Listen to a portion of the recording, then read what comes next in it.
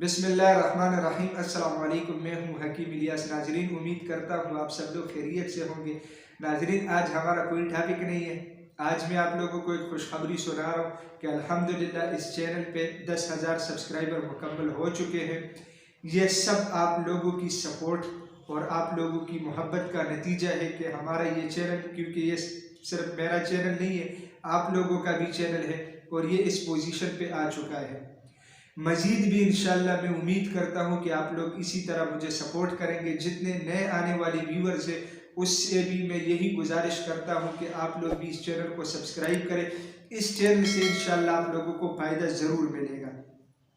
दूसरी बात यह है कि जितने मेरे पुराने सब्सक्राइबर हैं और ऑलरेडी सब्सक्राइबर हैं, इस वीडियो को देख रहे हैं, उनसे मैं ये गुजारिश करता हूँ कि इस वीडियो को लाइक भी करें और नीचे एक अच्छा सा कमेंट भी करें, ताकि मुझे पता चले कि हाँ वाकई तक आप लोग मुझे सपोर्ट कर रहे हैं।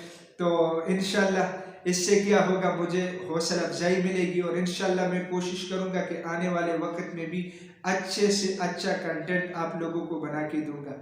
तो यही एक मुख्तसर सी वीडियो थी। मैं खुश था तो सोचा आप लोगों के साथ भी शेयर करूं। इंशाल्लाह नेक्स्ट टाइम दोबारा मुलाकात होगी। तब तक के लिए मुझे इजाज़त दीजिएगा। अल्लाह हाफिज़।